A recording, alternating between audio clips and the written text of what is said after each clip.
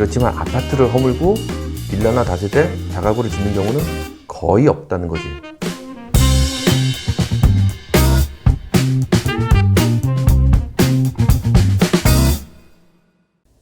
오늘은 다가구, 다세대, 빌라 이런 이야기를 좀 해줘 볼게.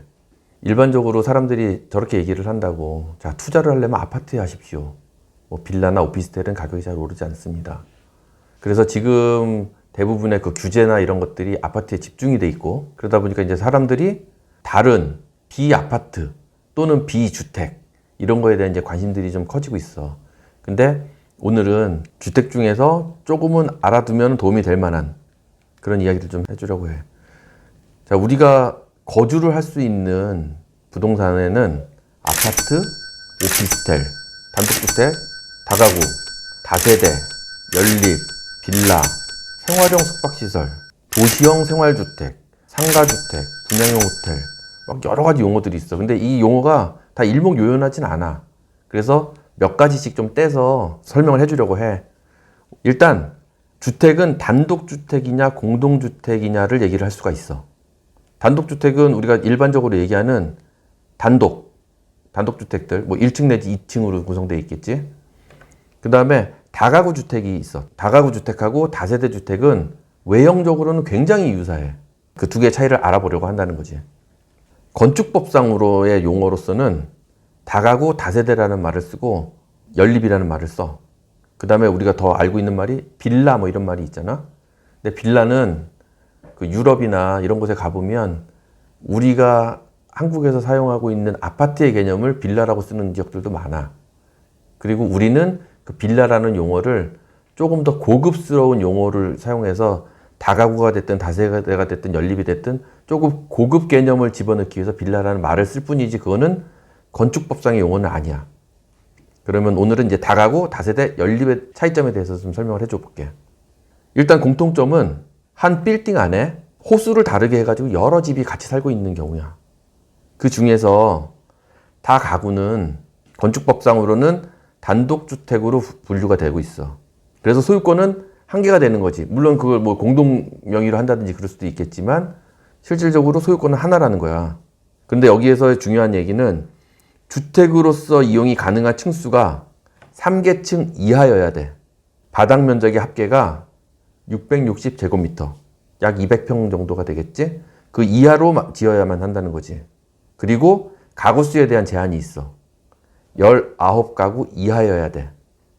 그리고 이 가구들은 각각 분리해서 매매를 할 수가 없다는 거지. 아까 소유권이 하나여야 된다 그랬잖아. 그래서 가구를 분리해서 분양을 할 수가 없다는 거야.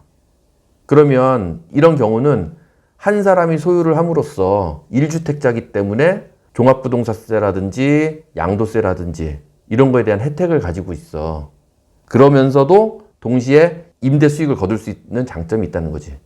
이때 1층 면적의 2분의 1 이상을 필로티 구조로 만들면서 그 나머지 부분을 주택 외의 용도로 사용을 하면 그 1층은 주택층에서 제외가 돼. 그러니까 외형적으로 봤을 때 우리가 4층으로 보이는 건물이지만 다가구일 수가 있다는 거지. 다세대 주택은 건축법상으로는 공동주택이야. 이때 주택으로 이용 가능한 층수가 4개층. 바닥 면적의 합계는 다가구와 마찬가지로 660제곱미터 이하, 그러니까 200평 이하가 되겠지. 그리고 다세대 주택은 세대별로 방이랑 부엌, 화장실, 현관 등을 구비해야 돼.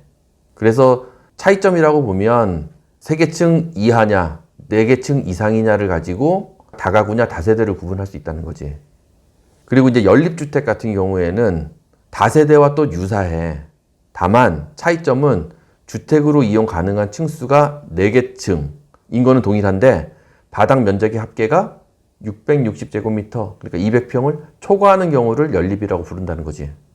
이때 뭐 다세대나 이 연립 경우에도 아까 얘기했던 그 필로티는 연면적에서 제외가 된다는 거야.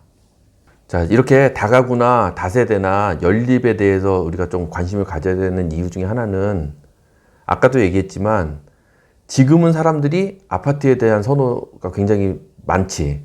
그래서 다들 아파트를 구입하려고 하는데 우리는 그걸 알아야 돼. 아파트가 만들어지기 위해서는 빌라나 뭐 다세대나 다가구를 허물고 아파트를 짓는 경우는 있어. 그렇지만 아파트를 허물고 빌라나 다세대, 다가구를 짓는 경우는 거의 없다는 거지. 물론 뭐 돈 많은 사람이 할 수는 있겠지. 이처럼 아파트가 계속 늘어나고 있다는 얘기는 그 아파트의 재료가 되는 다가구나 다세대 빌라 또는 단독주택도 마찬가지지만 이런 가구들이 줄어들고 있는 것이고, 그러면 그 희소성은 계속해서 증대가 되는 거야. 그러면 앞으로 점점 이런 희소성이 늘어나는 물건들은 다시금 중요하게 여겨지게 될 것이고, 지금도 그러한 영향으로 단독주택이든 다가구, 다세대, 연립 이런 것들의 가격이 엄청나게 치솟고 있는 현실인 거야. 특히나 지방 도시들보다 이 서울 같은 경우에는 점점 고밀도로 개발이 되고 있기 때문에 실질적으로 내가 가지고 있는 땅에 대한 부분, 그거에 대한 중요성이 증대가 되고 있고, 그 중요성은 상대적으로 지분을 많이 가지고 있는 뭐 단독주택이라든지 다가구, 다세대 빌라의 중요성이 점점 더 커지고 있어.